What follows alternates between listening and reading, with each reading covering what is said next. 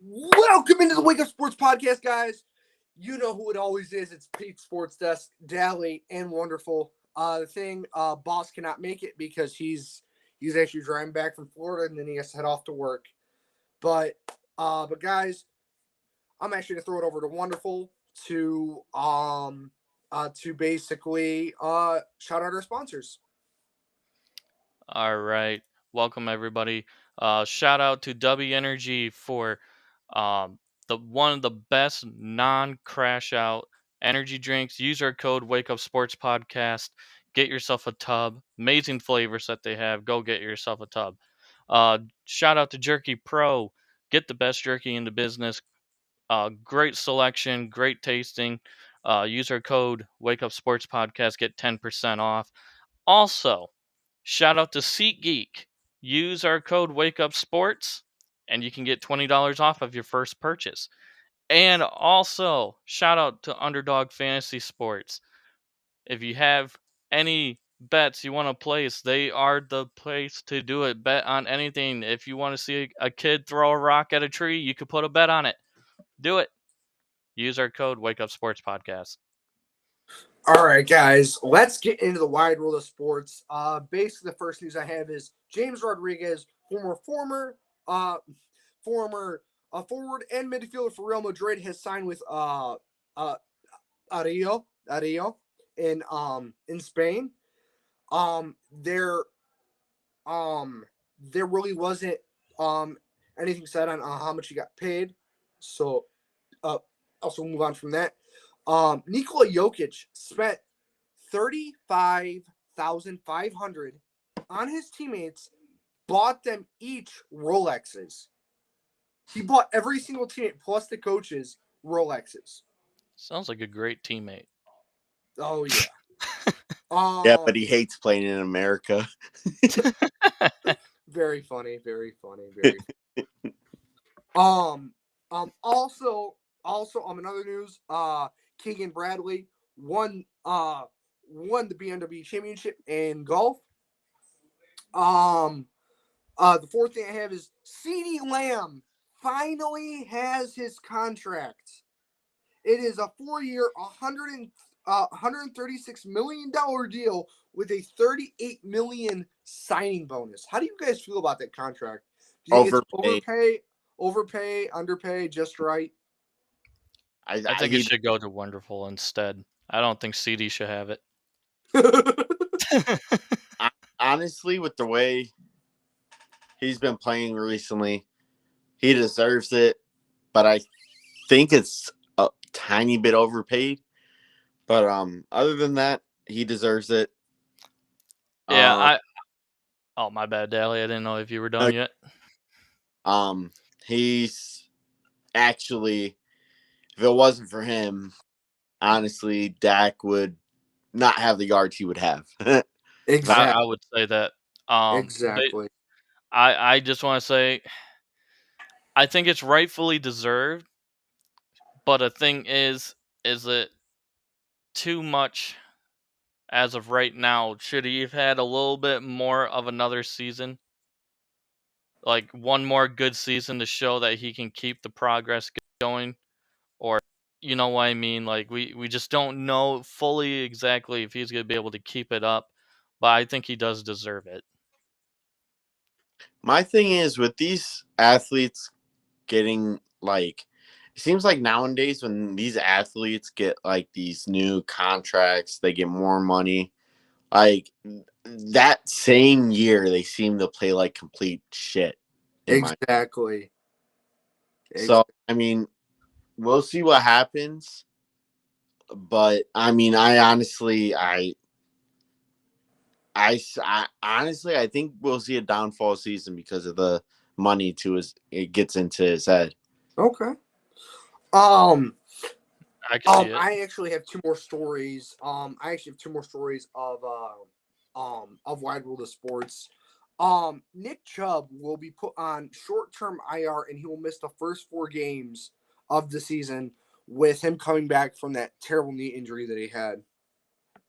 And then and the sixth and final story that I have for the Wide World of Sports is basically Goran Dragic this past weekend had a basically a farewell game slash charity game, and let me just say, he brought in some big names to be in this game. Mm-hmm. He brought in Bogdan Bogdanovic. He brought in Nikola Jokic. He brought in a Boban. He brought in Dirk. He brought in Steve Nash. He brought in Chris Bosh. Who else? Wasn't Jason Kidd there? Jason Kidd was there, but he did not play. Luka Doncic. Yeah, Luka played. Who were some others that I can remember? Jason Williams. Yes, Jason Williams was there. But Elise Scola, Dirk. Like, he brought in some big names for this farewell game. And shout out to Goran Dragic on a great basketball career. Guys, guess what? What? Nikola Jokic dunked. Yes, he did. Yes, he did. He did a self-oop. There you go. All right. Nikola Jokic in the dunk contest next year. Okay, and in Bears news that I have so far is Awabi Webster and Ian Wheeler have been placed on reserve / injured. We have waived Douglas Coleman III with a injury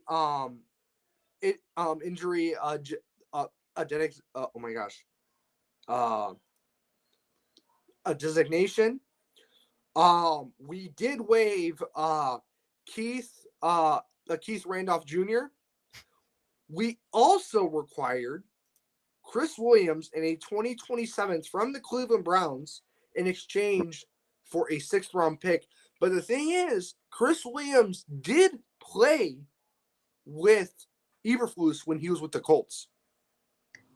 Okay.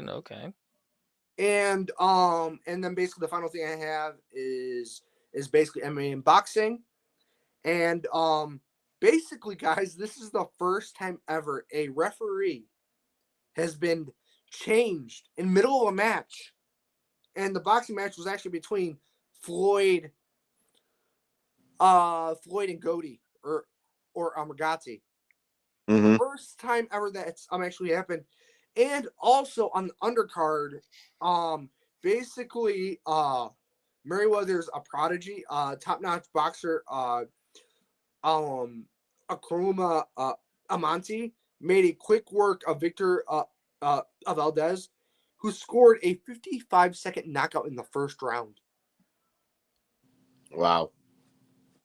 And basically and also some main news, I basically finished this past card 4-1. We had Colin Braulio beat Jared Cannonier by unanimous decision. Tabitha Ricci beat Angela Hill by unanimous decision. Michael Morales knocked out Neil Magny in the first round. And then here is my one loss that I had. I basically had Shabazian, but Shabazian was submitted in the first round. And my last one that I have for my segment is Wong Kong beats Victoria Leonardo by TKO. And now I'm actually going to throw it over to Daly for his segment. All right. So we had the Guardians play the Rangers over the weekend. We won that series. We won 2-3. They won the first game on Friday. We lost to them 5-3 on Friday. Couple players. Daniel Shinman went 2 for 3 with an RBI. Will Brennan went 1 for 4 with a run, scoring a run. Andres Jimenez went 1 for 3, scoring a run. Lane Thomas had an RBI, even though he went 0 for 3, which doesn't make sense, but I'll take it. Bo Naylor went 1 for 4 with an RBI, and Brian Rocchio went 2 for 4 with a run. And then Saturday, Guardians win by a whopping 13-5 against the Rangers. Stephen Kwan went 1 for 4 with a run and 2 RBIs. Jose Ramirez went 2 for 4 with a solo home run. Josh Naylor went 1 for 3 with a solo home run and 2 RBIs. Will Brennan went 2 for 5 with a run and 1 RBI. And big Christmas, John Kinsey Noel went 3 for 5 with a 3-run homer. Nice. Both, And shout out to the Guardians right now, beating the Kansas City Royals 3-1. yes, sir. Too bad my Rockies are still better than every team. Oh my! Rockies are terrible. They're terrible. They are terrible. Bo Naylor went 2 for 4 with a solo home run. And then Sunday we also won. We won 4-2. David Fry went 1 for 3 with a solo home run. John Kinsey Noel with another home run went 1 for 3. Jose Ramirez went 1 for 3 with an RBI. And let me just say, like I said in the past podcast, John Kinsey Noel is heating up. He is getting hot at the right time we need him to get hot. Same with Jose. Same with Josh Naylor. Bo Naylor's even getting hot. Dave Fry's getting hot. Listen, if for some reason the second round, if we don't be surprised if we play the Yankees or the Orioles and we win that series. Don't be surprised. Next, I have some Steelers news. 8 players have been cut from the Steelers. How's it going, Step? Offensive lineman Tyler Beach, wide receiver Jacob Copeland. What's up, guys? What's up? Hello. Running back Dejon Edwards, offensive lineman Devery Hamilton, wide receiver TJ Luther, defensive lineman Marquise Spencer, linebacker Kaiva Tizino, and defensive back Keandre Thomas. Those are the 8 players that have been cut. So I think we're down to our final roster. So whoever I didn't name, congrats on making to the Steelers roster. Don't fuck it up. But listen, you guys have to actually cut a lot more because it has to be dropped down to 53. I don't think we had that much during preseason. I don't think we had that much on the sideline during preseason, to be honest. Oh, okay. Yeah. I mean, if we did, if it's a lot more, then Peter, thank you for correcting me. But if not, I didn't really see that many players on the sidelines. I just saw, I know it's supposed to be 53, I believe. Yes, 53-man roster. But I think we only had maybe 62, 63 players probably. Oh, that's surprising.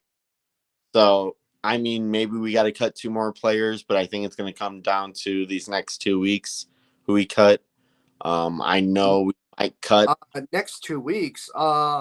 Actually, to tell you the truth, Daly, the roster has to be down to 53 by Tuesday. Oh, whoops. Well, by tomorrow, then we might only have 52 players because I have seen rumors that Omar Khan is going. Hello, everyone. Thank you for coming. Thank you for coming, guys. He is going in at a couple of receivers. I heard John Michie the third is one of them from Houston. Yes, I did hear that. Or I've also heard a possible trade. There's actually a couple of players that are going to be looking for trades, and that's Tim Patrick, Amici, and a couple others. Yeah. See, okay, you guys answered my question for me because I was trying to figure out if it was Michi or Mechi. It's me. It's actually John Menchie the third. Yeah. Okay. Saturday was another tragedy for the Steelers, losing 24-17 to the Lions in the preseason finale. Which I think if you win all 3 games in the season, I think is bad juju. Shout out to Kirby for saying that because I believe in that. Oh, don't say that. Well, didn't the Bears win a full season of preseason and then they didn't do anything? Hate to bring that up, but Yeah. But We went- listen, last year we actually only won like I think 1 game last year in preseason. So yes, yes, guys. Our special guest will be coming up shortly. yes. coming up shortly. Couple stats from them. Kyle Allen went 3 for 5 for 68 yards. Cordero Patterson surprisingly did something. He had 3 carries for 31 yards and a touchdown. And then Dez Fitzpatrick had 2 receptions for 64 yards. And then another NFL news: Juju Smith has signed with the Chiefs. Oh, I guess he went back. Yep, ring chasing, I guess you could say. Yes. This news kind of struck out to me for WWE. Guys, I think this Bloodline War is coming closer than we think because Jimmy Uso is rumored to return to this Friday on SmackDown. Nice. There we go. We could see. I think he goes straight after Solo if he does return on Friday. So absolutely. You have nothing to do if you're not watching no high school football games or any. I don't know if there's. I think there's college games on Friday. If you're not watching anything, go watch SmackDown. SmackDown has been better than Raw for a while. So if you guys aren't doing anything, go watch that. Other than that, I mean, that's it for me.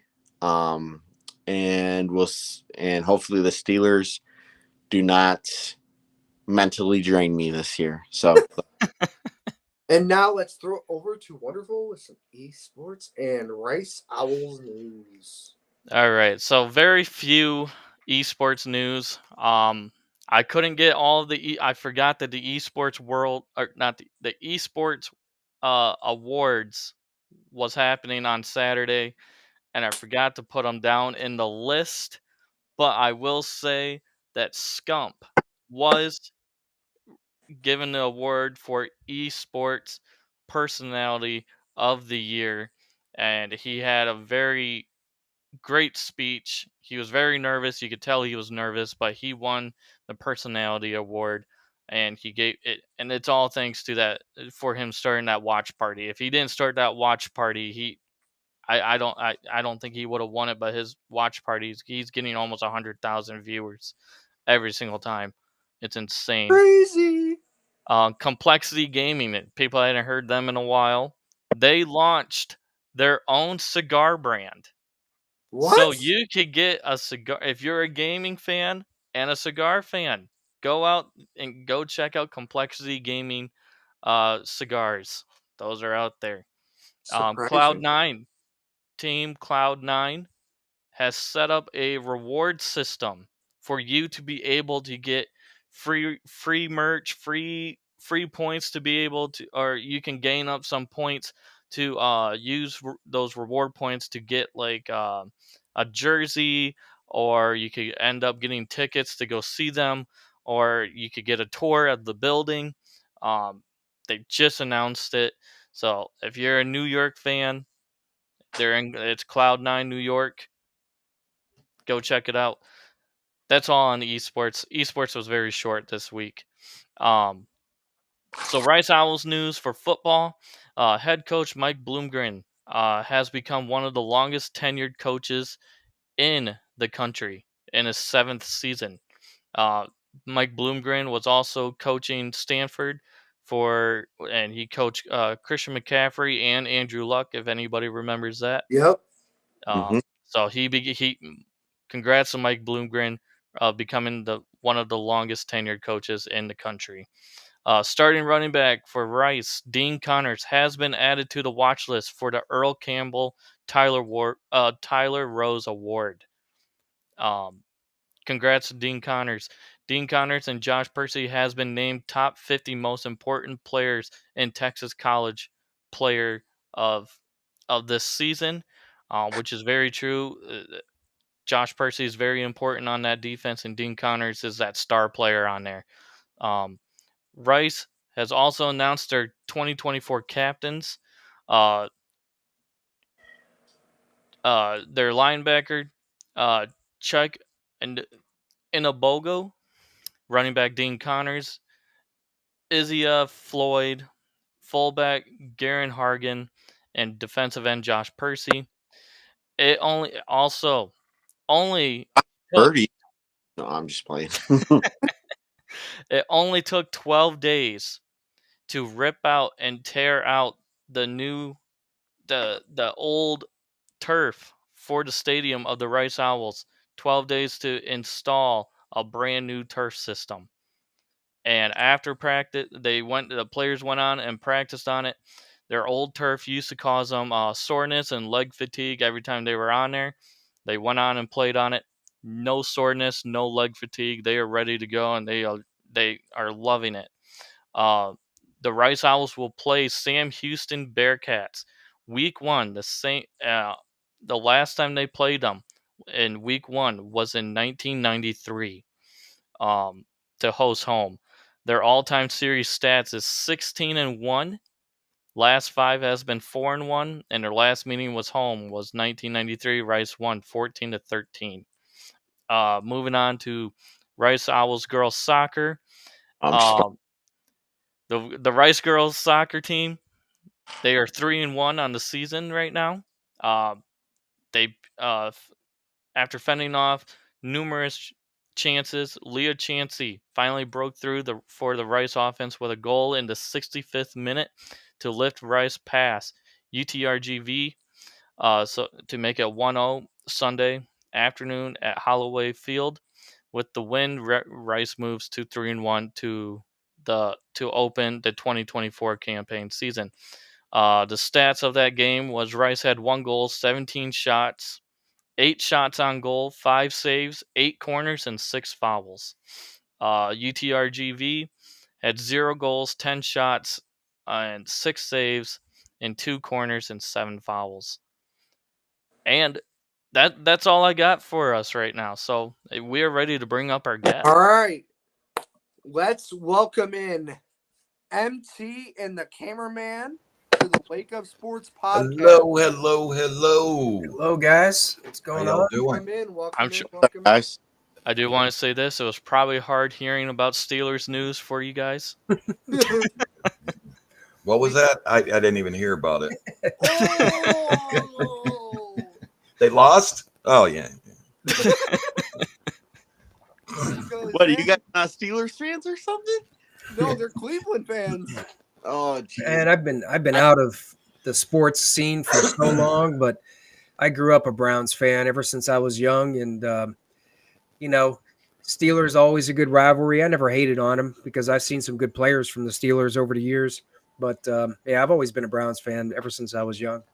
Hey, go Bills! Let's go, Eric. Oh, Jesus. Let's go. Hey, I might dip out, guys. In here, so I'll see you guys. So who has the first question for our special guests? It could be Dally. It could be Wonderful. Do you have any questions for them? Let's get this thing started. What is the scariest place you have went to? I'll let you go first, MT. The scariest place, let's say just for nerves, it was one of the earliest places I went to. But after the experience, I wouldn't say I was scared from what happened there, but just from being at a place I've never been to that was different. Early on when I started this was probably Hillview Manor. And why does it sound familiar? It's over in Newcastle, PA. It's been a hot spot for all of the big paranormal channels. The guys have all gone there. Yeah. Hasn't Ghost Adventures gone there? Yeah. I think everybody's been there. I think just about every big crew's been there. I've heard of that. I've heard of it too. As soon as you said it, I was like, why does it sound so familiar? Literally same. I was like, Yeah, I think I've passed it a couple times because I always go to PA a lot. I'm pretty sure I've passed it a couple of times.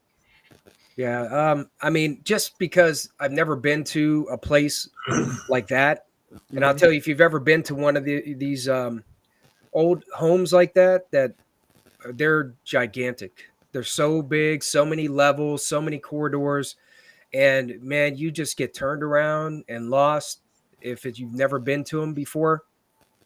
And I went in just kind of blind. I went by myself, and I did the tour, and then I got about 3 hours to just tour the place by myself, and it's all lights out. So like I just hit it head on. I went to the hot spots. I was there alone, and I just sat there with my devices and was talking to whoever was there and just wondering what was going to happen. So I was a little nervous for that, but then I kind of got over it.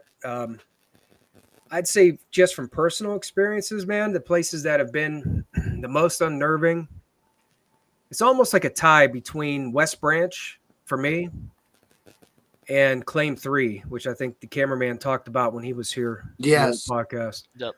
Yeah, between those two places, those two places, I have to admit I'm a little bit on edge, and no matter how much people say, don't let the fear get you, don't be scared, you can't be scared.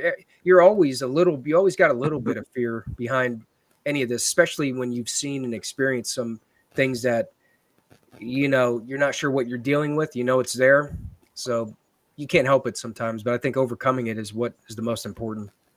And in chat, you guys are more than welcome to ask any questions you would like. Also, we will pop it up on the screen, and basically they'll answer your guys' question. Yeah, for me, Claim 3. I did hear something did affect you, MT from Claim 3. I think it was the cameraman. Oh, Cameraman was affected at Claim 3. Yeah. Okay. Yeah, ended up going to the hospital. That's a crazy night. Damn. Man, that after Cuyahoga, that hit you too. Yeah, I think we both ended up going to the hospital. I didn't go to hospital, but I was I had a rough day afterwards. Yeah, went to the hospital from there. But Claim 3, yeah, it felt like something was. I have a tattoo of a cross on my back. Yes. And I think something was trying to rip it off my back or something. Wow. I mean, it felt like something was just taking my spine and just going. Rah! And like I tried to ground myself and everything. It was like, all right, man, I'm sat down on the ground, just to get some positive energy. And man, it still did it, but I fought through it, and I was started to ask it questions, and I broke out a device to ask it, manipulate the device to answer my questions. And it said it was doing it, Oh, that's a scary. I'll tell you guys what, if you have any doubts about what's out there, especially out in the woods, Claim 3, if you see the entity that came up to the cameraman there in the red light, you'll realize real quick when you see it, because I mean it was documented, when he was live, it was there. Everybody's seen it. When you see something like that, when I seen that playback of it, it kind of took Claim 3 to a new level, because you now know that something is there. We don't know what it is, but it showed up, and it just kind of came right up to him and was like, "Hey, what are you doing?" It's like that right there adds a level to Claim 3. I think that we all respect, because that doesn't happen. Those kind of things don't ever happen, especially on video. In the thermals, in the pictures that we got, I had something walk right up in front of the thermal. There's like a stream in front of me, and I was hearing stuff, so I was using the thermal. Yeah. And something walked up to the thermal and was just standing there, and then it reached out forward like to grab the thermal. Huh. Yeah, I got a screenshot of that thermal too still. You see that a was big live. old hand. Yep. That's crazy. So things like that, I mean, that really set that place apart. Yeah. Do you think that could have been so I've heard because I watch all these paranormal stuff and all that. Do you think? Because like I heard, have you heard of the Top Hat Man? Where it's a tall, slender guy. He wears a black hat. He wears all black. Do you think that could have been the person that put his hand in front of you? No. I know there could be a bunch of those in different, like. You know, that sounds a lot like I told Jack about. It's probably the one and only time I've ever actually seen an actual apparition that was like some kind of a dark ectoplasmic like form, and he had a big hat on, a big brim hat. It was standing at the mausoleum at a cemetery I was at, and I happened to be live too that night. And I looked towards the mausoleum. There was a medium in the chat that was talking to me and giving me some advice. And she was like, "Who's at the gates?" I don't know. She was reading. She was almost like she was there. She was like, "Who's at the gates?" And I'm like, "Gates." And then I just asked it. And then I'm like, "Oh, the mausoleum has those gates." So I'm like, I went and I looked back towards the mausoleum gates, and I thought somebody was just standing there. Like literally, I thought it was a person. And just as I seen the person, I remember seeing the big brim hat. And I'm like, instantly I knew, I'm like, ooh, that's not a person, because it was so dark. As soon as I looked, it's almost like he was looking at me. And then it looked like he took steps to run. It went quick. And then it literally just went to like a dark ectoplasmic like mist and cloud to the ground. But he did sound like that. That sounded like him with the big brim hat, and he was all dark, real dark. I would have probably packed up then left. Yeah, I had a moment, man. That was the first time I seen something like that. I had a moment because, you know, when you see that kind of stuff, when it happens, like you almost, for me, I kind of want to like talk a lot. That's kind of how I get excited about that. I start talking a lot, and I had one of those moments where I had to like stop because I would have been just rambling on like a crazy person. It would have been, feet, do your stuff. Off I would have went. What are the questions? Yeah. So what did you guys? I know, you and I can't remember who it was. Was it T-Mac that was also with you guys Last night? Yep. Yeah. What kind of evidence did you guys find last night? Anything super crazy happening, or? I seen something when I got off stream to go check out that. You know, I'm thinking, when we do this, we got to think logical. So I'm thinking that maybe it was a deer screaming, like a young deer screaming for its mom. Maybe the mother got hit by a car or something, because it was just out there like, and it kept on doing it all night. Oh, man. Yeah. But we started walking over there, and I got down to the lake after I cut the stream off, and I'm looking around, and as we're coming back up, something all black like ran towards us, but did like a 360 and then ran away from us. Now, I was thinking about it. My first reaction was like, that was a black bear. And then Ted was all like, you know what? None of the grass or anything moved. And I'm like, oh man, it didn't. But I was calling out. I'm like, man, that had to be a black bear. That had to be a black bear. Well, my camera was still recording, and it was looking that way, and my camera didn't catch nothing. It just shows me going, what is that? And everybody's like, this guy's crazy. No, I mean, I cut the live stream. Oh, yeah, I was recording. Yeah. Okay. But when I put it back on, when I got home, it just shows me going, oh my God, look. You know, and it shows Ted, kind of going, whoa, oh my God, what was that? And I'm like, yeah, what was that? And on the camera, there's nothing. Yeah, that would have been the time that I would looked at my watch and be like, oh, it's time to pack up, you guys. And let's Yeah, and first thing I'm thinking, I'm seeing this thing turn around and running towards MT's way, and I'm like, I'm calling over the radio, MT, watch out, Yeah, and I'm just like, well, apparently there's a black bear out here. So I went back to white light out of the red, and I got my thermal out, looking around my thermal, and I'm like, well, hopefully I hear it, or you guys spooked it away, and it's not going to be, coming up here like mad now because you pissed it off, and it's going to come after me. Yeah, well, according to my camera, there was nothing. Huh. You know what'd been strange is if like somehow whatever it was came up to me too, and like you saw the same thing on video, like nothing there, and I'm like, oh my god, that would have Yeah. just been like too much. Yeah. But on my Oh. live stream, man, last night I captured a few really interesting things. One of them was immediate, like within the first minute or so of my live stream, there was a growl. I let the cameraman, we rewatched it. You can hear a growl. And then I think it was shortly after you heard a growl too, because I heard the radio chatter Yep. when you were talking. Like I heard a growl, and then maybe a minute later, everybody heard it, and you can hear it on the playback. And Huh. I even say right after, I'm like, that sounded like a growl. I'm like, I think you all heard that. And then more than one knock. You can hear something that made a sound like a knocking sound that came from right directly behind me. All this stuff was like behind me. So this is like one of the things about when you're focusing on one area, like you got devices set up like I do, and you're watching it, and then you hear stuff behind you and you hear them like talking about stuff, and I know it's behind me, and I'm just like, all right, I can't, focus behind me. But then I'm thinking like in my mind, there's like, I'm thinking something's right here, probably like checking me out. And I'm just like trying to stay focused. Yeah. But yeah, there's a few interesting things that I got last night like that.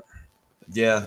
Nothing that, popped out. There's a bunch of knocks, growls, and then, coyotes. And it seemed like the forest was just yelling at us. The coyotes Owls were going. full effect. Yeah. They were But- close, man. That was one of the closest I've heard them. Yeah. And as soon as we started walking out, they started just, Yeah. it seemed like they were maybe 50 yards behind us. Yeah, like they were laying low. And as soon as Yeah. we started getting out of that space, they were like celebrating. Yep. That's crazy. Another question I had. So, what do you think that moved your glow sticks on At 2 Claim nights 3. ago? Yeah, at Claim 3. Yeah. We've talked. There's a dilemma, and this is great. This is one thing that's great about us. When we get together and we talk about things, it's like Trapper, he's a believer, but he's still on that fence line. You know what I'm saying? Yeah. And it keeps us, so we all get together and we talk about it. So he gave me a call right after the live stream, and he's all like, what do you think about, could it be forest people? Do you think, and that was just one of the things directly right after. And it makes you think, could it be people out there that lived in the forest, sneaking around doing things? But then you would see them. We Yeah. would hear them, You would- man. We would yeah. hear You them. would hear them. We would hear them for sure. Exactly. Right. So it's like, I asked this thing to give me back the glow sticks. I don't know if you're watching or not, Yep, but yep. prior to that, Oh, I will. both glow sticks disappeared. One came back and the other one was gone. And I was like, hey, give me back my glow stick so I can get out of here. Walking up the path to get out of there, trying to find the right path. Bam, it was sitting on the path that I had to take. What? Yeah, it was crazy because I remember that you put it down, and then I saw you hiking up the hill where you put it. And it was just like laying on like the side of the path that you had to go. Yep. And then I do remember seeing all those tree branches that were like basically down, and I thought that was crazy too because you showed that there's so many spikes on them that there's no way a human's grabbing those and just yanking them down. Right. And they used to be up in the air. It used to be like rounded like a dome inside. You can get inside like walls. And there's no way, like, you're not grabbing those and just tossing everywhere. Right. You're not doing it. I just thought that was crazy. And they were both destroyed. Both, what I believe were nests. They were both destroyed. Shout out to our host saying what's up. What's up, boss? Hey, how you doing? What's up? But listen, I'm having a lot of questions, but it's like because I actually live basically in a hot spot in Indiana. I'm in Northwest Indiana, so basically, I live near where the Demon House was. I'm about 30 minutes from the demon house. Ooh, I'd love to go. It's the land's still there, but the house is not there because like basically how Zach Bagan like says it was basically a portal. It was basically just like demons after demons after demons after demons.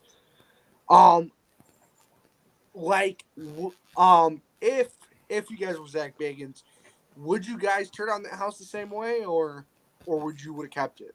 I would have kept it. I All don't the know. activity's still on that land. I mean, it's not going nowhere. I would say if you got a good like research site that you were going to use, that you were like, for example, claim 3, you know, in the event let's say you own the property there, right? Mhm. It'd be hard to let it go, especially if you're showing regular interactions to keep showing different collection of paranormal phenomena that happens. And if things are happening, you know, one thing I can say for sure is that you never know what's going to happen. You never know what kind of evidence will show up. So it's almost like it would be hard to let something go. Right. For me, it'd be hard to just say, you know, I was just get rid of this. Let's go unless it was that bad that maybe they just don't want to be involved. He basically said like that house and like just that land was basically like it it needed to be torn down because of how bad the activity was in the house. You know what I would have did with the place? What's up? I would have put cameras all over the place and had that thing on live 24/7. Ooh. Put That things would in have been there. a smart idea. Ooh. Yeah, excuse me. Just basically make it as like its own little live show. Just Yep. keep it Yeah. running Board 24/7. the windows up. Yep. Just put things that it can interact with and leave that thing running 24/7. Just go change batteries every once in a while. Maybe stop in, add yourself into part of the stream. You know, that'd be good. Just like Claim 3, I think we were talking about how cool that would be to do something like that there. Yeah. Now, can I give a suggestion of a place where I think you guys should go? And I just watched an episode of it. It's in Virginia. It's called it's like an orphanage house, and it's also like supposedly it was during the Civil War. This woman got shot and everything, and I guess at the time, like, I guess after they were saying that we're seeing it, like they were asking the guy that accidentally shot the lady, they were basically seeing if he did it on purpose or if he did it on accident, and he was trying to see if their souls could like forgive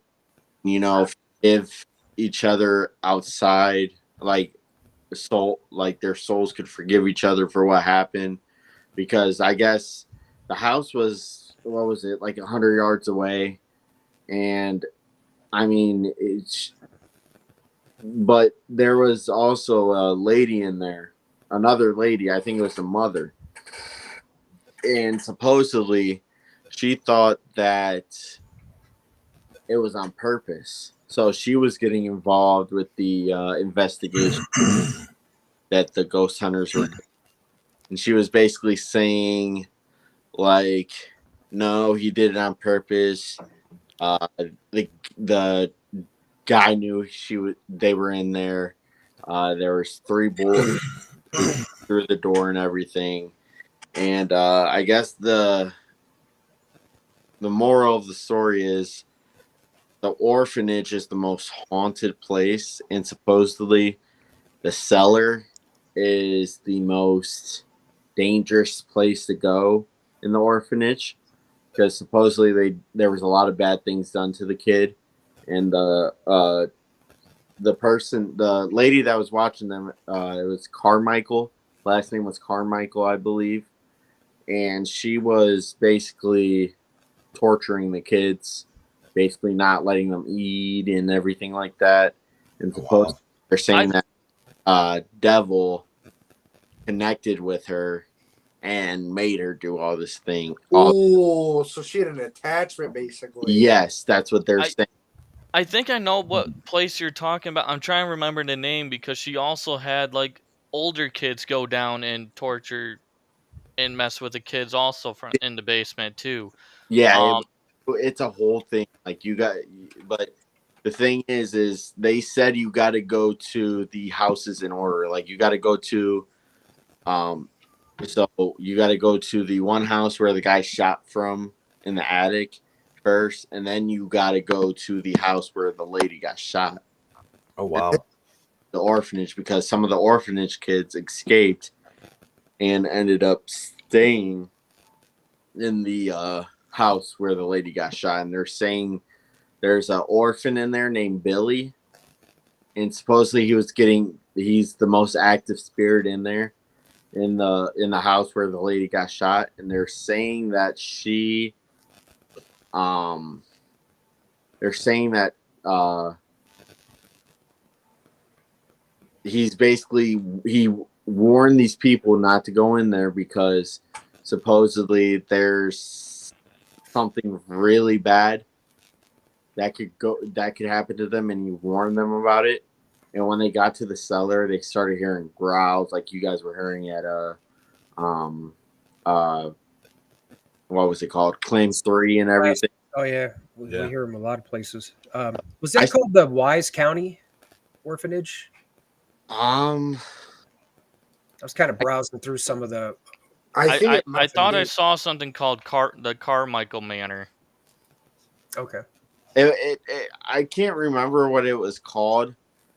It is in Virginia though. I think you guys would honestly get a lot of activity there. What I was seeing when I was so they were getting a lot of activity, and I feel like it'd be pretty cool to go there. That's You know, a friend of mine, he has a channel on YouTube. It's called WTCW Paranormal. He's in Virginia, and I had a road trip planned to go. I canceled it. It was probably like 6 months ago or so. I had to cancel it, but I was going to make the road trip down there, and that's something I'm still planning on doing sometime. Okay. So I'll have to look into that, ask him about it too, because he probably knows about it. And maybe I'll end up in Virginia there and I could check it out. I told the cameraman about it. I think I talked about him coming. Definitely going to go with you. That would be amazing. Yeah. Oh, yeah, definitely. Pull the location and exactly what it is because I don't remember it off the top of my head. Is it the St. Albans Sanatorium? No. Oh, okay. It- I just read something that said there's it was a boys' school there. So In Virginia, did you ever hear the Waverly House? Yes. yes, That's my friend William I was talking about from WTCW. His family, that's his family's heirloom. They own that. Yes. Oh wow. that's awesome. He's done investigations there, talking to some of his like grandparents and things. Oh, that's awesome. You know, we did oh, go ahead. Oh, you're good. I can't right now. You can go. Oh, sorry about that. We did a sanitarium before and here in Ohio, and we got some crazy evidence. We had outside, I had somebody yelling, "Please help me." Yeah, it was crazy. I couldn't find them. Oh wow. Yeah. In Ohio too, by the way. Oh, you got to come out with this. Oh, I'm out. Dale, you might have to, bro. I'm done. Oh yeah. You might have to, but Oh geez, now I'm definitely gonna have to join to make sure Daly doesn't pee himself. Same here. Basically, there is a very haunted location. Basically, probably about 1,000 feet from my house. Cool. It's if you guys have ever heard of Salesians in Northwest Indiana, it's it basically in the early 50s and 60s, and 70s, it used to be a boys' school to become a priest, and basically basically the story is that this priest did some very unfortunate things to these to these children, and he was about to basically get the death penalty, and also on top of that he was about to get arrested. So he basically went downstairs to the basement and hung himself, and basically from there they shut down the school. Then about 1987 they had a haunted house, and basically they had a camera crew and everything. And every time people would go in there, they would ask like who was the scariest person in there. And basically 95% of them said the priest downstairs in the basement. But there was nobody working as a priest. It was hold on. I got some breaking news for Rice. There is an investigation going on right now. Potential homicide at Jones College. All students should stay in their dorms until further notice. Ooh. Faculty and staff should shelter in place until further notice. Damn. But go. But Now you can go. But also about probably 2 miles from me, I also live near, if you know who John Dillinger is. It's it's basically the prison that he broke out of. So, and awesome. I've investigated in there, and let me just say, it is creepy. It is creepy, straight up. Yep. Straight up creepy. I mean, I was gonna say, talk about old prisons, places like that. That's some place that always seems to have a lot of activity. A lot of activity, yeah. Exactly. And when I was in college, I've also done in down south Illinois Whispers Estates, and also I've done Ashmore Estates. So Ashmore, let me just say about Ashmore, you can literally do it at night or you can do it during the day because that place is always active. That place is always active. Yeah. So. Yeah, a lot of people think that you got to do ghost hunting and stuff at night. That's not the truth. Nope, no. You don't. You really don't. Yeah, it seems like there's definitely something to areas where tragedies happen, where people have experienced trauma. But then I think what sparks it is the individual. Mm-hmm. That's the biggest key from what I've kind of looked into, and not necessarily myself as much, but other people. You know, there's a connection between the person who's interacting and the energy that's there. And I think that's like the biggest factor in what manifests. Yep. And that's how I think we manifest experiences, because the intent behind what you're trying to do, what you're trying to communicate with, those things, that's been pretty much the whole thing that I've been documenting since I started, was showing that. Mm-hmm. You know, like the things that happen, the rock throwing, that stuff, people are always like, they think that somehow this is stuff that behind the scenes we're having people do or something, because it happens so often, you know, that, and that's why, you know, through doing this and our experiences and research, the conclusion is that we're actually manifesting these things to happen. Absolutely. And that's because of your own connection to what's beyond.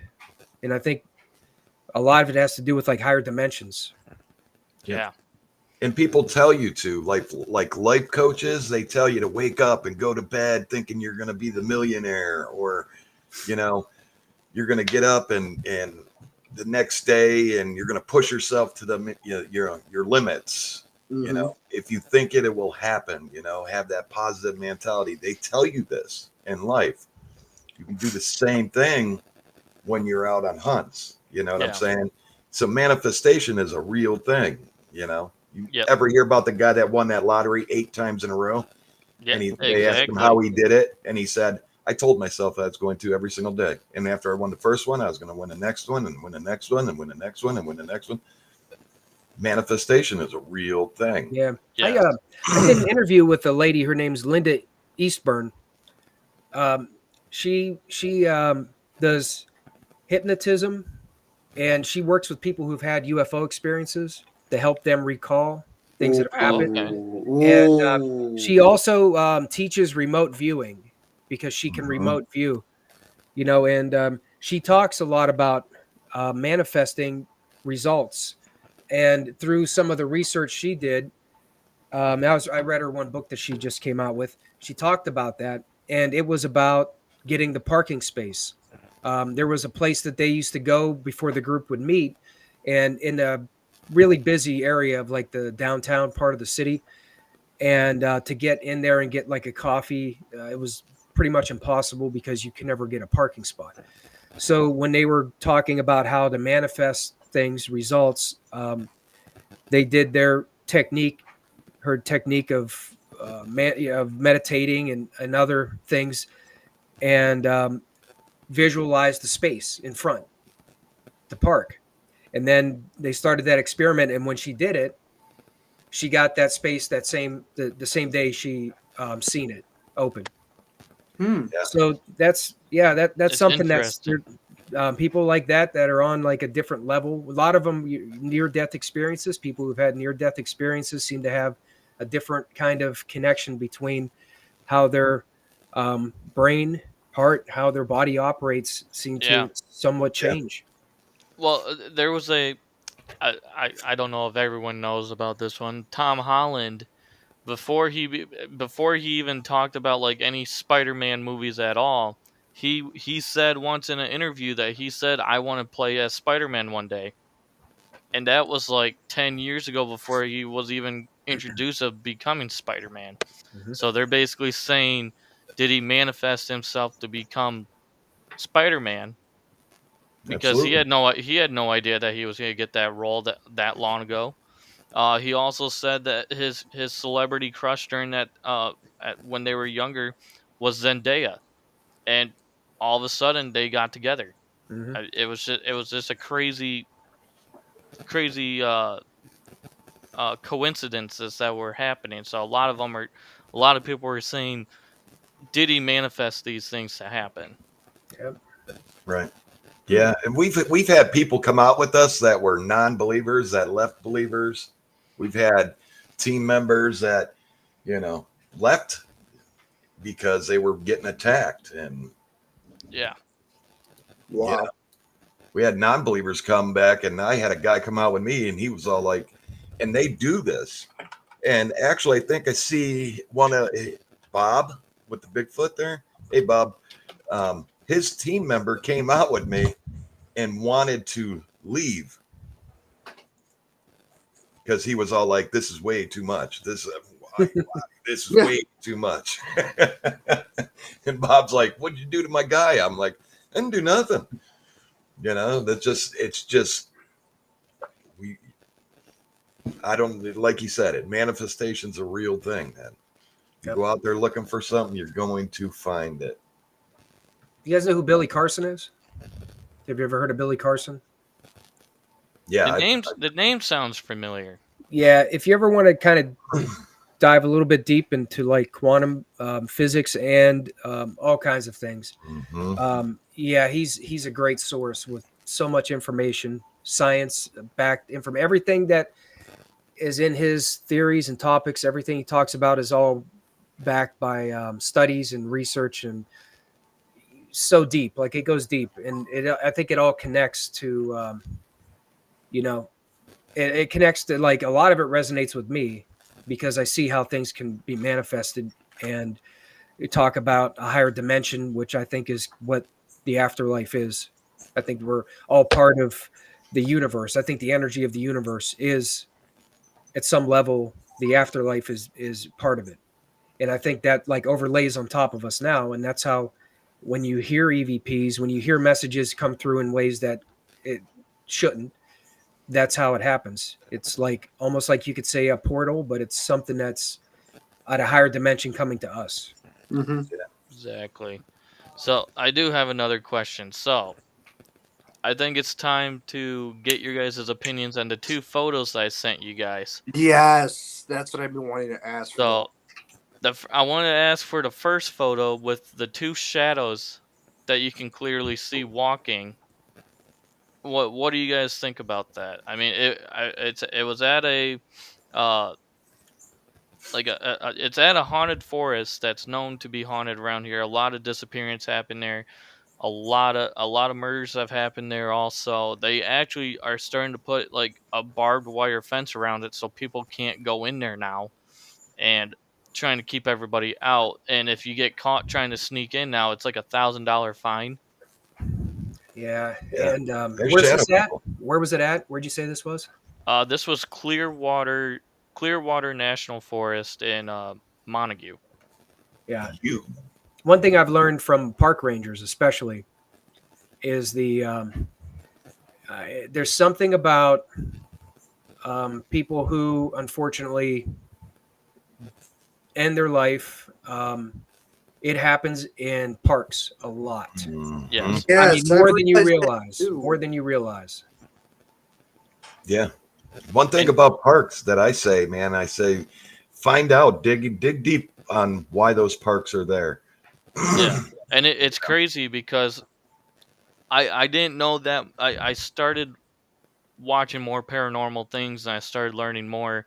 Um, there is like an old I can't think of what they're called, fish reservoirs where they would dump the fish in so it goes to the lakes.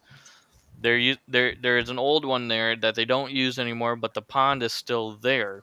So there's water for them to be able to charge, Yes, Mhm. for and sure. there's no doubt in my mind that it's gonna help charge up any the spirits that are in there or any energy or anything that's Well, the there. trees give off energy too. Yeah. Yeah.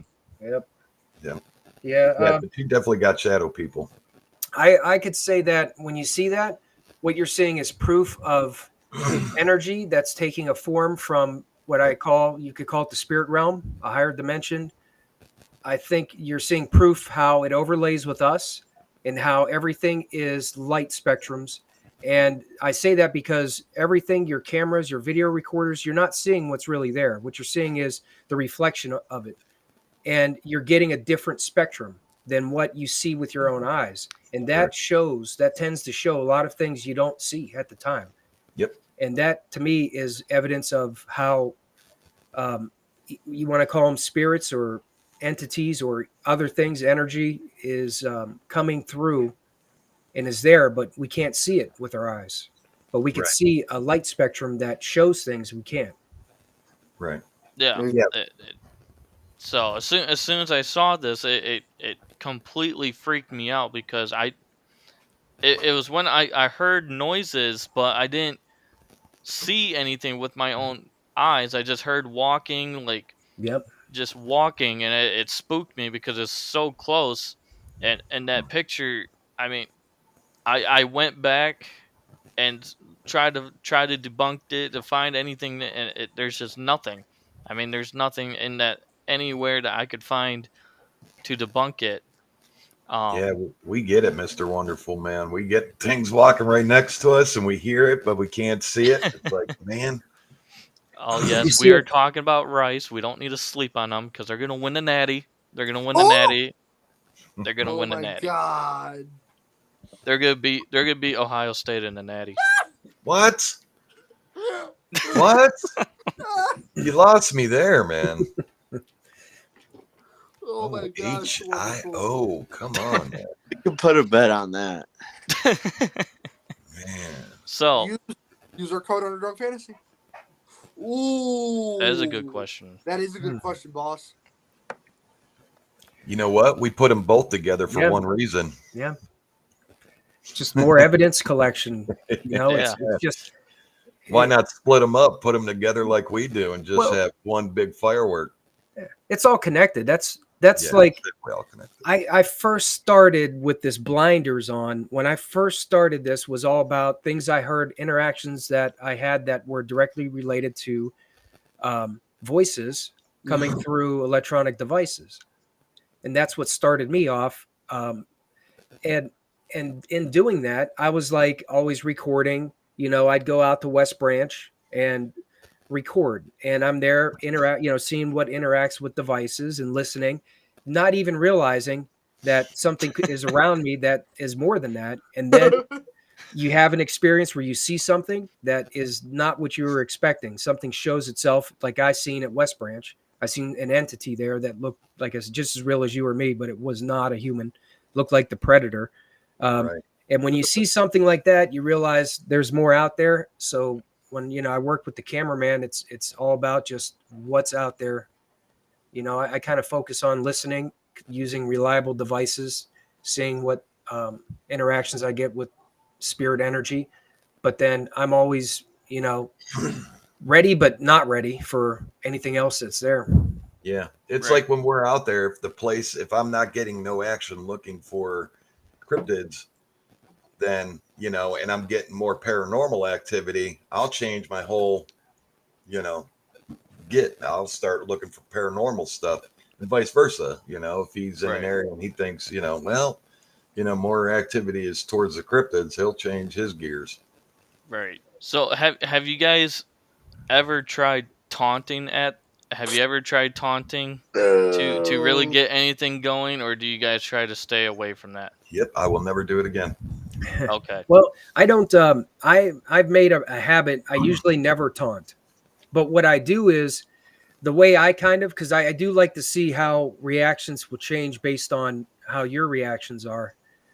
I get more.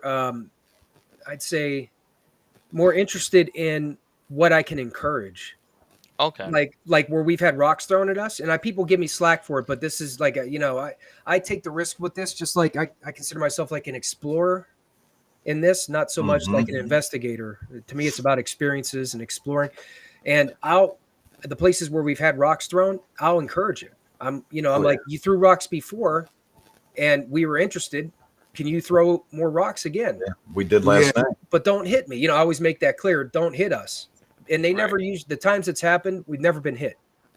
So I think good. there's something about it that's more like communicating something, but it's not meant to harm us. So Right. I push boundaries by asking.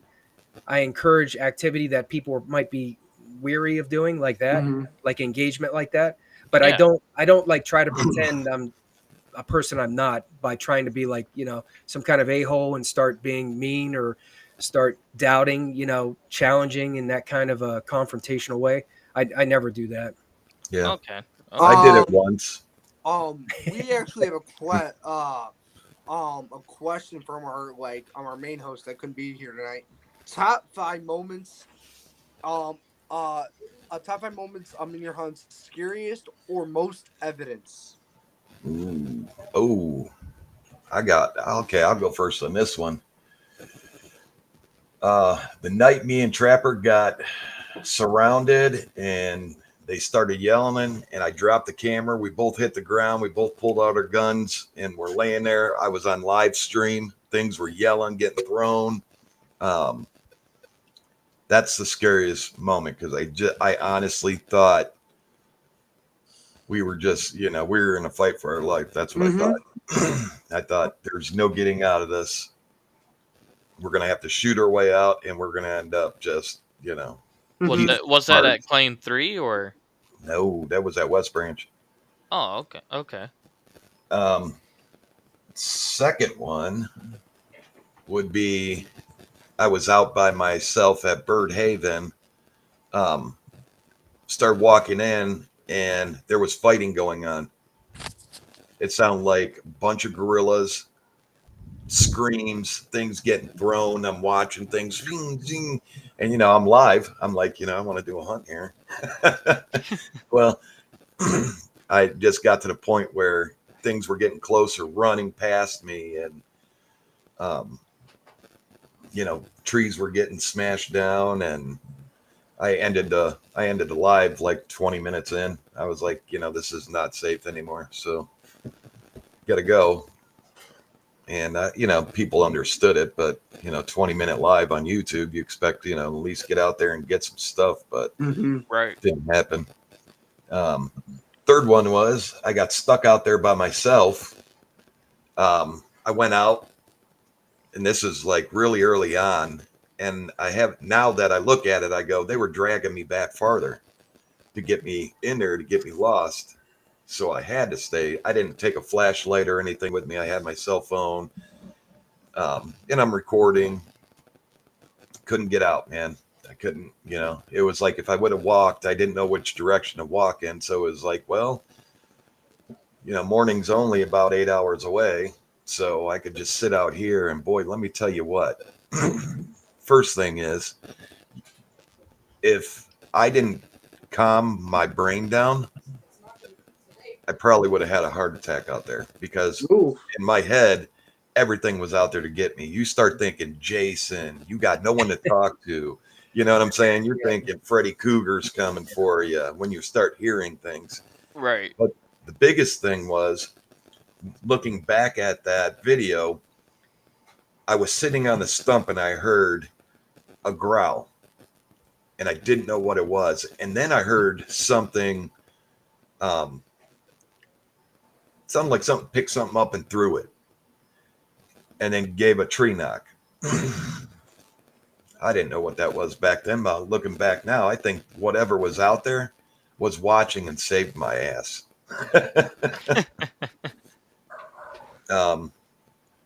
It was a scary night though, but I made it out. Oh man. And then you got claim 3, the last tour, claim 3s. Getting attacked on this last one. And then the Jelly Man, because you don't know what it is. Yep. And it's there. And that's what adds a different level to claim 3.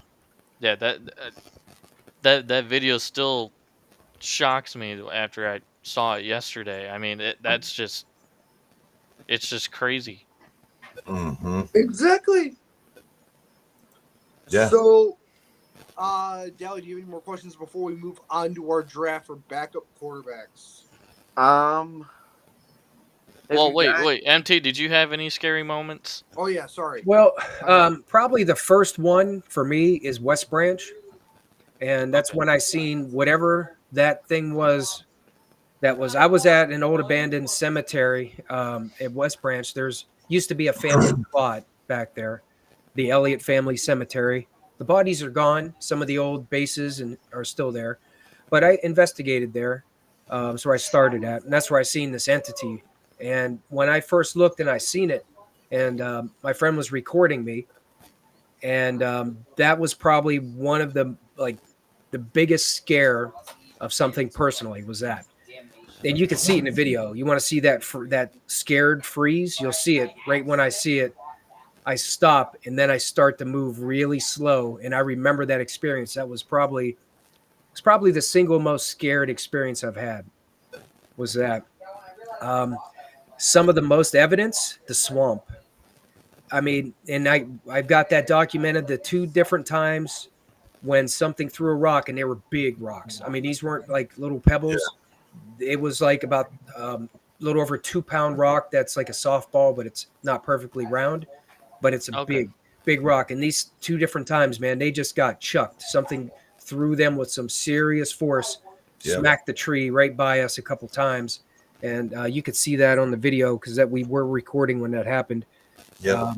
That was probably some of the head scratching, crazy evidence. From there, Cuyahoga Forest, that portal. I mean, there's something on thermal that's above me that changes size. It looks like it's small, then it grows, and it's a heat signature. And when it's small, it's probably 200-300 degrees on the thermal, and then when it expands, it goes over 1,000 degrees. What? Wow. Yeah, that's one of the most unusual. We didn't feel the heat. One of the most unusual things that I have absolutely other than some kind of energy portal, is the only guess I'd have to what that was. Right. But that's some crazy evidence. From there, let's see. That whole night at Cuyahoga had so much evidence. The orbs that were around us, and of course, Claim 3.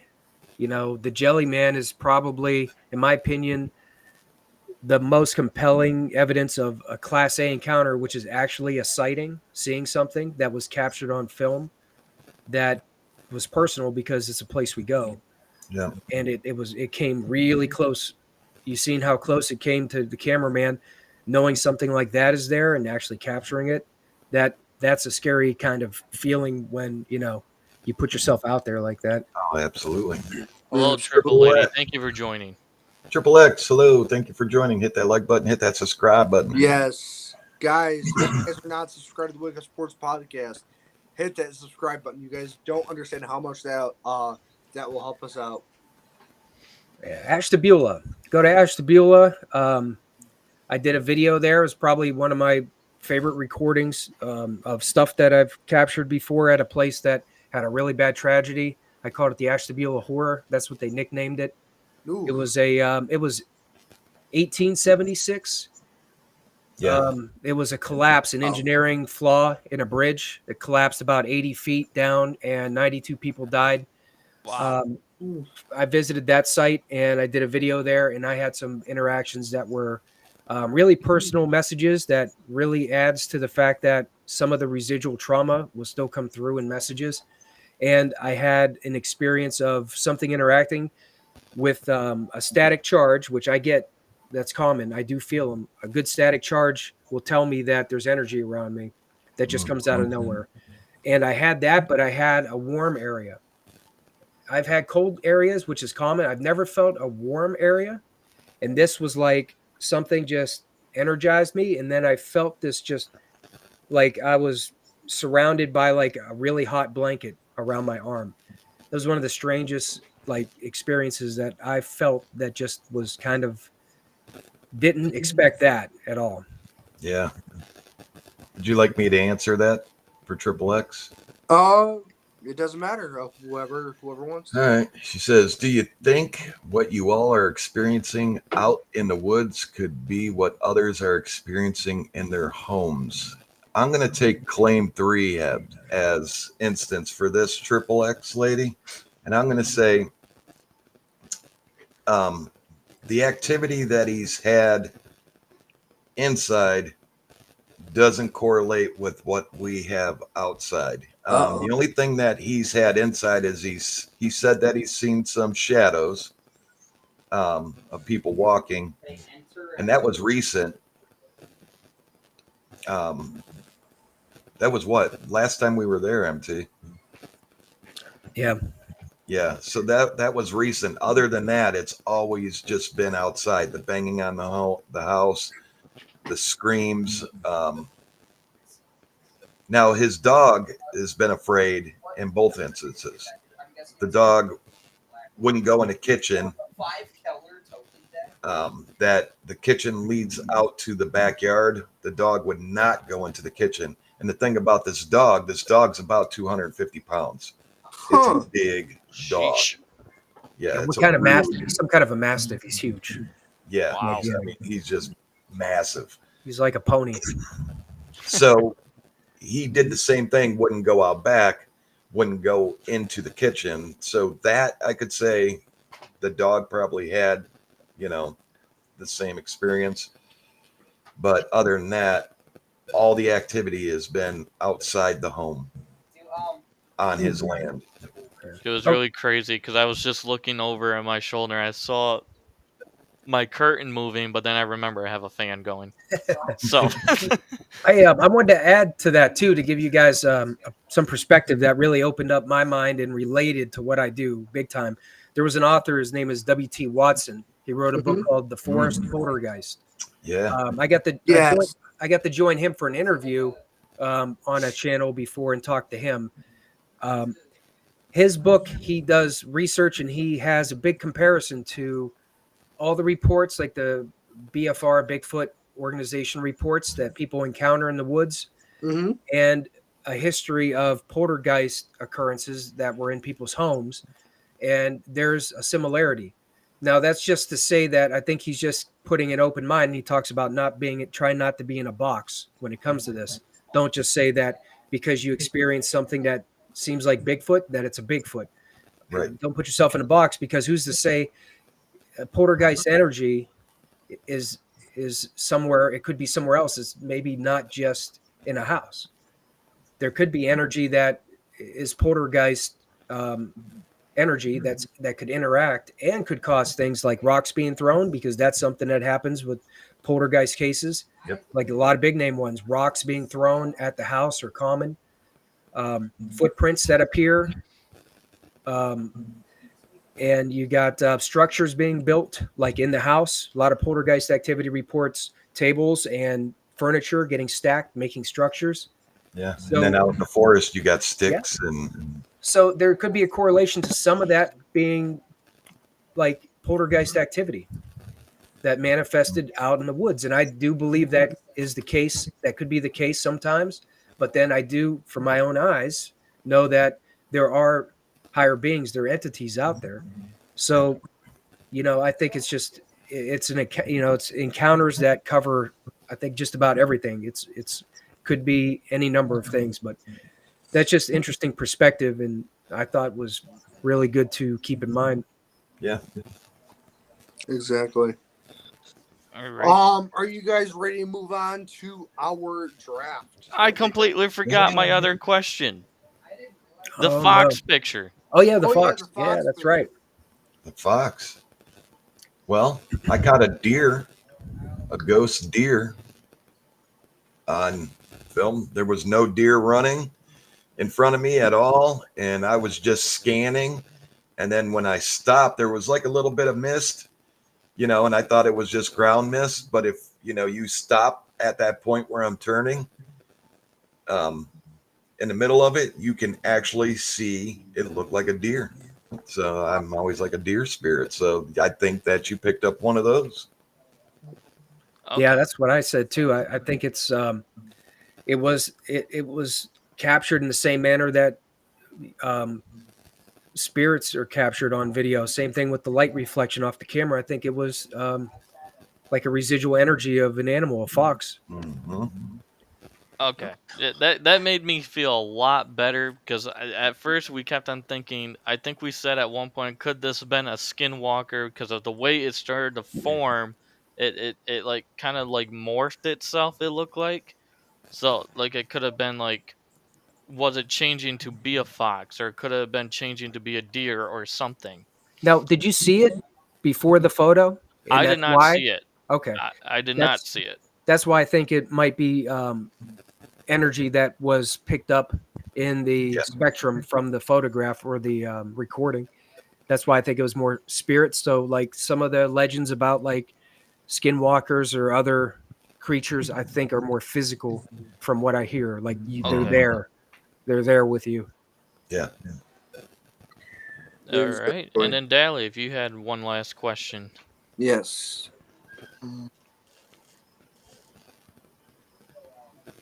Give them one that will really test Yeah. it. Exactly. I can We've take a seen minute. it all, man. We've seen it all. Have you seen this? Do you guys know? Well, now I'm taking over for Dally's question. Go ahead, Dally. Have you guys used the Estes method? Yeah. Yeah. Yeah. Well, I actually, there's a video.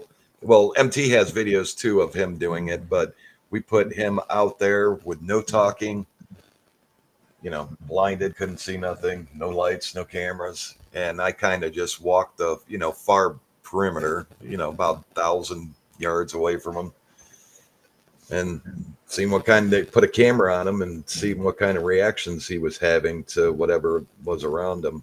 But he has done it a lot. Yeah, I've done it a few times. I actually myself, though, I've only done it one time, and I did a live stream a little over a week ago where I did it live, and that was the first time I actually Hey, Tay, how you listened doing? to it, where I did the Hey. method myself. And other times I've just seen the responses from people I was with that were listening. One thing is that I noticed it's you really gotta focus and like really not let your brain start wandering too much. You just have to really listen because they'll come through quick. And sometimes, it'll come through so quick, you'll catch little bits of it and you won't hear it all. So it's like it's hard to relay the messages unless you're really zoned in and you listen closely.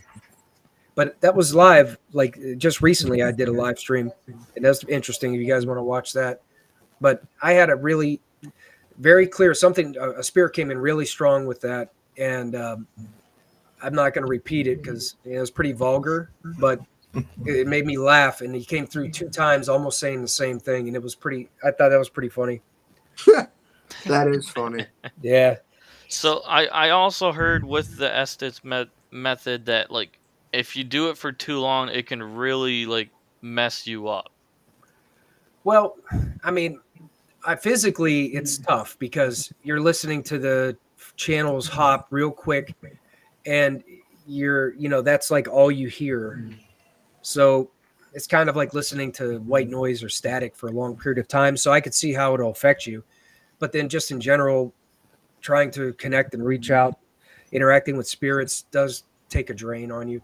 It definitely does. So put the two together and it's, wears you down. Yeah. You got to take a break. Exactly. We ready to move on to our final segment in the draft? Let's go. My quarterbacks are just going to ruin everybody. So okay, the order is for this draft. The order goes. It's literally going to be Wonderful, Dally, me, MT, Cameraman, and then and then for the second, so the thing is, it's going to be it's going to be Wonderful, Dally, me, MT, and then Cameraman. But then for the second round, it's starting from Cameraman to MT to me to Dally to Wonderful. Let's go. And the guy gets. Yes. Okay. So Dally, you get the first selection. You just told me it was me. Oh yeah. Sorry. Wonderful. I didn't want him to take my pick. I'm going to write down all yours picks. I think this is a pretty safe pick because since he was playing, he's always been a solid backup. So give me Nick Foles. Nick Foles, you're going new school, huh? A little new and old school. He's up there in the age. He just retired. He's mid, brother. He's mid. I do got to say he sat on the bench for a little bit, but he did good for the Eagles. Welcome, boss. Welcome in, boss. Welcome in. Dally? Give me Trace McSorley. Oh my God, Trace McSorley. You know what? Give me what's his name? Wait, who's next? It's me. Okay. Ben Roethlisberger. Wait, do I get it? Do I get a chance to get in on this draft? Of course. I mean, if you want, I can add you in. Oh, you guys are cooked. You guys are cooked. Here we go. Boss, you will be the 6th pick. So with my selection, you know what? Give me Tyson Badgett. Tyson Badgett. Not bad. He still has time to show himself. Exactly. MT, you have the next selection. Well, I tell you what, my knowledge is limited, but can I get 1987 Steve Young? Yeah. All right. Ooh, There you go. yeah. That was one of my favorite back then, man. Steve Young was the man. Okay. Favorite Tate, these are our favorite backup quarterbacks. Yes. All-time favorite backups. So we're doing a second round, right? Yeah, he said 2 rounds, right? 2 rounds, right? No, it's sorry. It's 5 selections. It's 5 selections. Okay, so 5 rounds. Now Oh God. here. Don Strock. There you go. Okay. Mm-hmm. All right, Eric, boss. Eric, what we are doing is naming our top 5 favorite backup quarterbacks of All right, of boss. all You got time. back-to-back picks. I'm gonna take with my first pick. I'm gonna take Michael Vick in a Philadelphia Eagle jersey. He wasn't bad. He wasn't bad. He wasn't bad. And then I'm gonna take LeGoat, Tom Brady. There you go. There you go. Boo. Now who's it go back to? Cameraman? Yes, it What goes is he- back to cameraman. What is Tom? 34-3 against the Buffalo Bills. Oh, sorry. Oh man, I'm gonna have to bust out the boss of all backups though. Earl Morrell. Okay. Oh. Yep. 7 teams. Boss just Backup came for at me. 7 teams. Boss just came at me just to hurt my feelings. Hey, you want to hear his accolades? You want to hear his accolades for backup? Sure.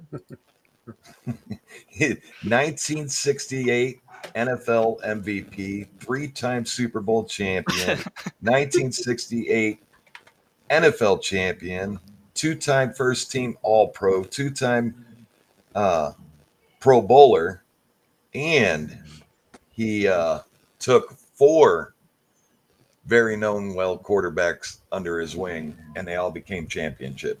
It's all it's crazy the way that you just listed all that, and he was just a backup. Yeah, he was just a backup. Wait, man, I got more. So M2 was your next selection? One of the other ones I could say that I remember, Aaron Rodgers. There you go. Yeah, he was good. Yeah, Oh man, yeah. he sat for a while too. You're no longer welcome back on the show. You just took my pick. I'm surprised. Look, I don't know how that was hanging in there. Steve Young and Aaron Rodgers. Mhm. But then my gosh. knowledge only goes so Oh, far. give me Ryan Fitzpatrick. Mm. I'm leaving. You guys are hurting my feelings. I'm out. he took my pick also. You got back though there. Oh gosh. Ugh. Gotta think. I can't use Big Ben. I'll- But Galley's next. Oh, of course. Galley's like, damn it. For Christ's sake. I mean, wasn't Big Ben a backup? I'm gonna He take. was. He I'm- was. No, he started right out of college, didn't he? Negative. He backed up Tommy Maddox. Yep. Oh yeah, that's right.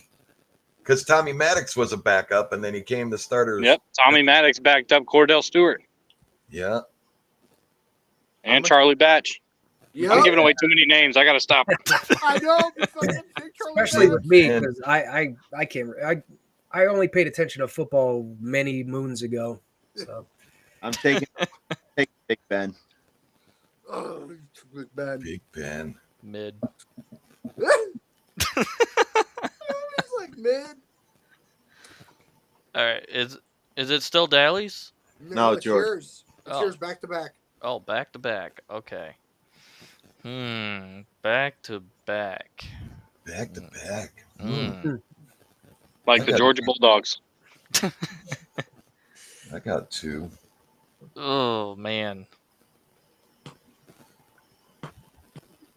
I'm pretty sure he was a backup, and he started out pretty great. Let's go with Matt Ryan. Matt Ryan was never a backup, sir. He started straight out of college. Yep. Oh, he did. Got Oh Yeah. man. You casual. I already got mine. I got mine too. Oh golly, this is gonna bug me. Because Kirk if you Cousins. Kirk Cousins. there you go. Take him. There you go. Okay. Backed up RG3. Oh crap, I have 2. Yeah, you got 2.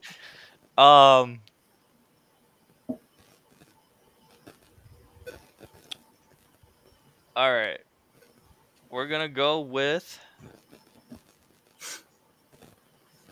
because I don't, yeah. Let's do it. I think he was a backup for. You know what? Matt Castle backed up Tom Brady. Yes, he was. Correct. Yeah, that's a good one. So Dally, you're But I also was trying to figure out, did he back up for Alex Smith too, or did Alex Smith just instantly start? Alex Smith instantly started. Okay, Um, that's because he was a boss. Man, I'm gonna have to go old school on you. That's where I got to go. I got to refresh the old memory, man. It's been a while. wasn't Baker Mayfield a backup his first year? No, he came right out of college. Yep. Yeah, I so much would like to pick some of the Tim Couch, but it's like, even though I just enjoyed watching Couch play early on, but can't go there. Yeah. Shit. This is a lot tougher than I thought, honestly. Because Oh no, I already have my next selection ready. well, good for I'm you. gonna Pete. go old school on you. Can I- I'm going old school too. Let's hear it. Let's hear it. I'm excited to hear this. But we're still on Dally. Wasn't Cam Newton a backup? Yeah. No, I thought he was. He started in. He was in New England. Oh yeah, New England. Yes. Yeah. I'll You are take Cam. correct. Cam Newton. My turn, huh? Actually, my turn. Give me Jeff Garcia. Yeah. Give me Jeff Garcia. He's pulling out the switchblade. MT, you're next, and then it's. Wait, hold on. Who'd you pick, cameraman? I didn't go yet. Oh wait, that's right. I'm before you. Sorry. Yeah. Just thinking back. Doug Flutie. Hey, don't be shouting out answers, even though we've been talking about answers nonstop. But Doug Flutie? Yeah. Doug There you Flutie. go, man. Oh, that's a good one. Wow. He's opening up the casket. Yeah, I have to, man. I have no clue what the heck's been going on. Probably up to 2000. Oh my Here god. you go. Rams 2000. Kurt Warner's Yep. backup. Nice. Burglar. He ended his backup career for Kurt Warner with a 101.5 QB rating. Wow. So, boss, you got back-to-back picks. I'm gonna And I take got Phillip. one more. I got I'm one gonna more, right? No, it's my turn. I'm gonna take Phillip Rivers, backed up Drew Brees Oh my god. in San Diego, and then let's go Dak Prescott, who backed up Tony Romo. You mother trucker. oh man, Cameraman, back to you. All right. So these back to back? No. just one. Just one. Yeah, one. Okay. Tobin Rote. Ooh, Western Division 1957 championship game. For backup for the Lions, he threw 3 TDs within 5 minutes to win the championship. Ooh. good As one. a backup. Wow. MT, next selection. I heard his name, cameraman, when you said it, and I thought you were going to pick him, but I think you were a generation after. Kurt Warner. Yeah. That's a good one. Kurt Warner's a good one. That's a good Yep. one. Yep, Kurt Warner became a backup. Has anybody took Vince Young yet? Ooh, I think so. Has anybody took Vince Young? No, nobody's taking Vince Young. Give me Vince Young. He's too mid. Give me Vince Young. So, Dally, back up to you. I'm gonna go ahead and take Tim Tebow. Mother trucker. Oh, read the comments, why don't you? I like it. Wonderful back-to-back. Okay. I'm pretty sure he instantly started, but I'm gonna say Joe Namath. Joe Namath instantly started. Yep, Joe Namath instantly started, never was a backup. Carson Palmer. Carson Palmer was never a backup. Instant starter. Yes, he was. When? When he went to the Cardinals. He never backed No, anybody. He got hurt, and Matt Leinart came in. Yeah. Oh, I'm okay. I was thinking when he getting traded and all that, I was counting that as a backup because of No, the he quarterback. started for the Bengals, started for the Raiders, and started Okay. for the Cardinals. Okay. So I wasn't technically wrong. He just Oh my God. count as a trade. Yeah. Okay. You know what? I'm gonna just go with it. It's a great name you guys are missing. I'm really upset. I'm about to break. Don't worry. Don't worry. I got my next selection. Oh my goodness, I can't think Oh, right I now. got the greatest. I got the greatest backup of all times. I think I just read the greatest backup. I'm gonna go with it. We're gonna go with Colin Kaepernick. Oh wait. Mm. Nice pick. How many selections do you have, Wonderful, right now? I should 4? have one more. But you get back to back though. Oh Or- jeez. Yeah, he picked Colin Kaepernick as his fourth. This is his fifth. Yeah. This is my fifth? Okay. Yes. Come on, Wonderful. Don't fumble the bag. If you don't take this one, dude, I will That's a be key so word. That's a key word. Don't fumble the bag. Oh golly.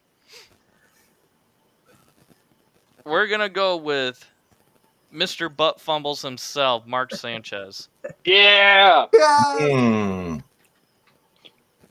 All right, Dally, back to you. All right. I'm actually gonna take one of he's on the Browns now. I'm gonna go ahead and take Jameis Winston. Ooh. Ooh. Jameis. Give- I thought he instantly started for Tampa. He was benched when Ryan Fitzpatrick got there. Yes. Gotcha. Okay. See, But that's what was throwing me off with the trade thing. So, I mean, give me Super Bowl champion Joe Flacco. Ooh. Oh, good one. Good one. What's up, Bob? and he made it. What's up? What's up? Yeah, I made it. You made it. Welcome, welcome. I just drove 8 hours from fucking Florida, Mm. and I got to be to work in an hour. So let's do this. Is it my turn? I think is it MT. mine? Yes, it's MT. Yeah. There's something. And we All do right. sometimes do honorable mentions. Did anybody take Nick Foles? I did. Yes. Number one. Okay. All right, I forgot. Man, I got to go back. I don't know how great he really is, but I remember watching him and I thought he was good. Jeff Hostetler. Mm. Mm. Okay. Yeah, he's That's good. the one that I remember when I used to be big on watching ball. I used to like watching it. Yeah.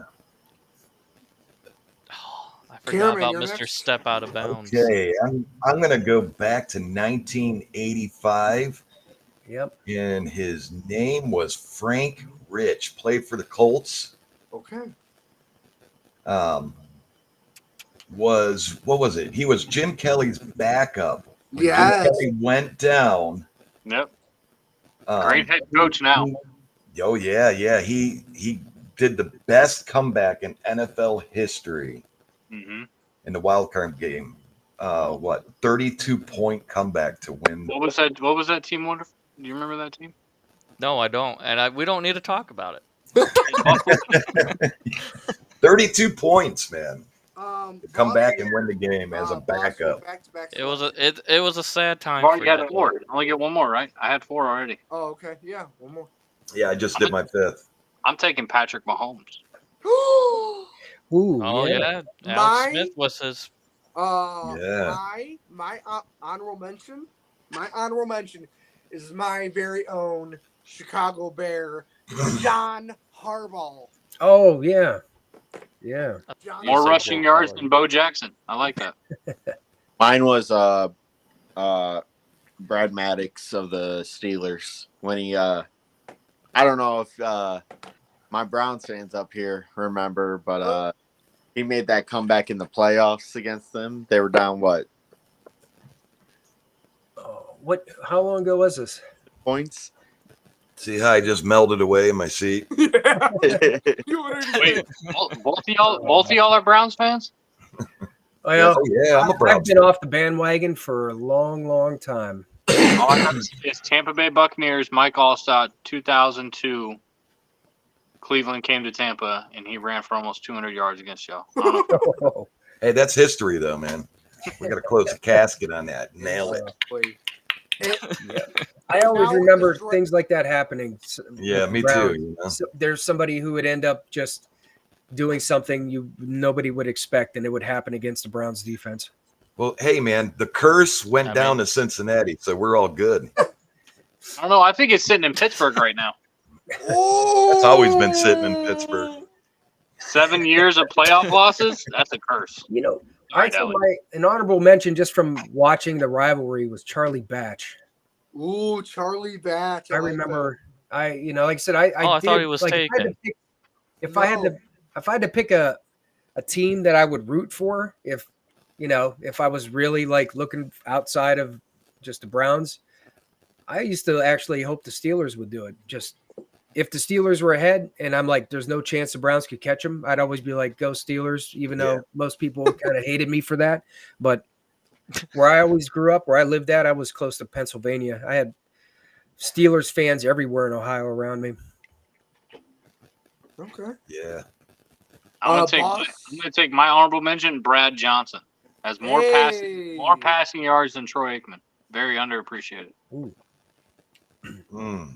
Yeah. Yep. Anybody else has any other honorable mentions? Hey, I'll just go like this. Rivalry, honorable mention. Browns versus Steelers. That's just been a rivalry forever, man. Exactly. It's always been good games, man. Always hit hard. Snowy weather. You got to have a tough running back. You have to have a tough running back. Gotta have a running back with good knees. Yep, absolutely. Yep. Too soon? I'm sorry. Oh, man. I got you. I'm a Bulldog fan. I love Nick Chubb, but hey. Hey, but you know what? I did say prior, when my first time on the show, I did say I would sit him the first couple games, and they're doing it. That's a smart move. I would sit him. You can win those first 4 games without. He may be a sleeper in our draft. I'm actually might have to draft him. I might take him too. Mm-hmm. Yes. But our final segment of the night is basically hot takes. Did all of us do our honorable mentions? Did we all do our honorable mentions? Yeah. Oh, I didn't give my honorable mention. I thought we were still waiting. Yours don't count. My bad. All right. My last honorable mention. Let's give it to the one and only person that scored. I believe he threw 6 touchdowns. Matt Flynn. Oh, good one. I'm surprised you didn't pick Josh Allen. Josh Allen was I didn't want to get I didn't want to get everyone started, Mr. Interception. My feelings got hurt enough. You could have taken Luke McCaffrey because he was a starting quarterback at Nebraska. There you go. I didn't think we could do college players at the time. I would have Since thought. you're such a Luke McCaffrey fan. I mean, I would have said him if we could have done back to college. I would have said him. I would have said. I mean, I could have still said him because he technically. I guarantee he will throw. He will throw a touchdown pass. I'm gonna say it. I personally would have probably chose Robert Tonyan because he actually used to be a quarterback before switching to tight end / receiver. Yeah. Julian Edelman is another one. Somebody could have said Christian McCaffrey. Oh. Yep. He came in as a quarterback in the NFC Championship game. Yeah, he did. You're right. But guys, final segment of the night is basically hot takes. It can be paranormal, it can be sports related, it can be whatever. I'm actually just gonna go across the top and to the bottom. So Dally, what is your hot take? My hot take for this weekend: there's going to be 4 upsets in college football on Saturday. What are the 4 upsets? I don't know the games. All I know is there's going to be. Okay. So what are you gonna say? Clemson, Georgia? Is that what you're gonna say? That we're gonna get upset? Miami, Florida? No, you're gonna say that one? No. Okay. All right, Dally. I mean, wonderful. A hot take. Oh no. Oh no. Rice always go to the netty. No, that's not a hot take anymore.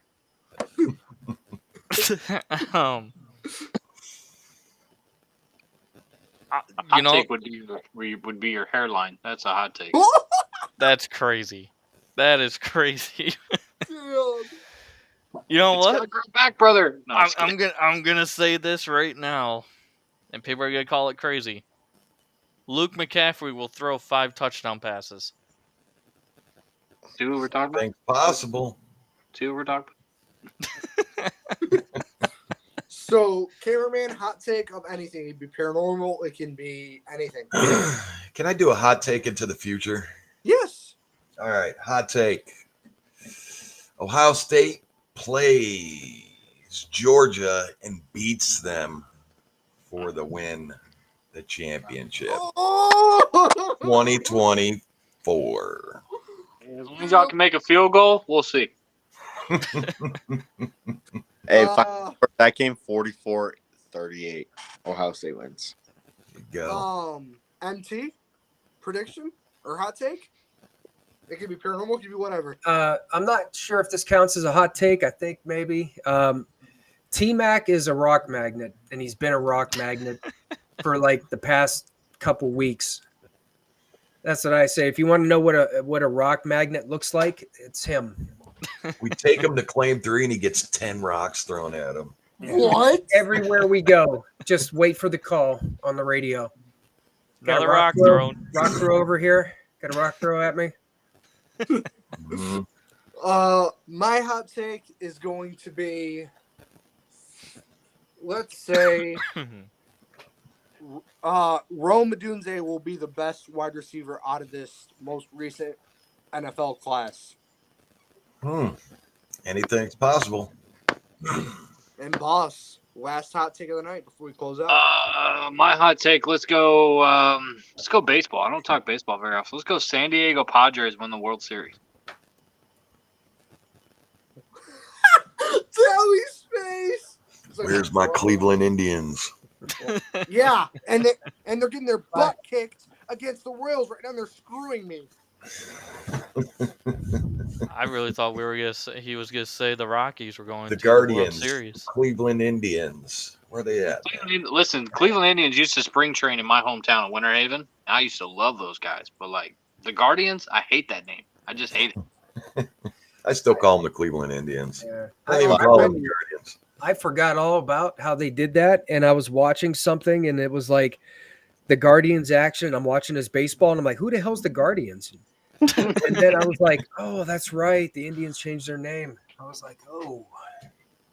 You're like, oh, whoops. Like bunch of crybabies. Exactly. And boss, you want to close out the show? Go ahead, Pete. You've been running things. I'll let you go ahead. All right. Listen, guys. Shout out to our special guests, MT and Cameraman, taking some time out of their day to join us tonight. Appreciate y'all, man. guys. If you guys do not follow the Cameraman or MT on YouTube, go hit that subscribe button and show them some love. Also, Follow guys, Cameraman. if you, I've been following Cameraman for a while. Thank I you, do thank you, too. thank you. but also, guys, shout out to Jerky Pro. If you guys want some fire jerky, go use our promo code Wake Yeah. Up Sports Podcast. That sounds good. Also, if you guys want some fire energy, go get some W Energy. You guys will not Yeah. crash or whatever. That sounds And good. also, shout out to SeatGeek. If this is your first time ever using SeatGeek and you guys want to get $20 off your first purchase, go use the Wake Up Sports Podcast.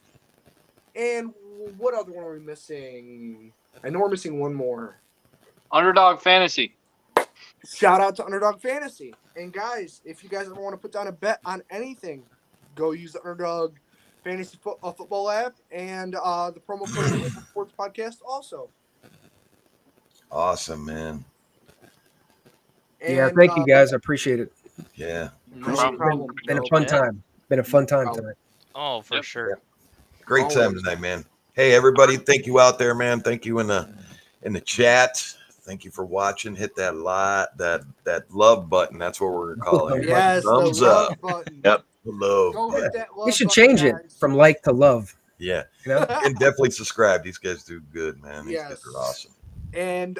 And guys, what we always say to the people: see you this Friday.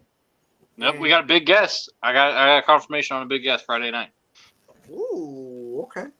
NFL Super Bowl champion and NCAA champion. So Oh. we're looking forward to that one. Oh, I thought it was Luke McCaffrey. You got to get Bernie. You got to get Bernie Kosar. Here's a little on there. insight, Dally. Here's a little insight. He played for Ohio State. Oh, Uh-oh. got to get Bernie up here. Yeah, Bernie Kosar up here. He played for Well, Ohio guys, State. Shout out to everybody and A peace. recent natty?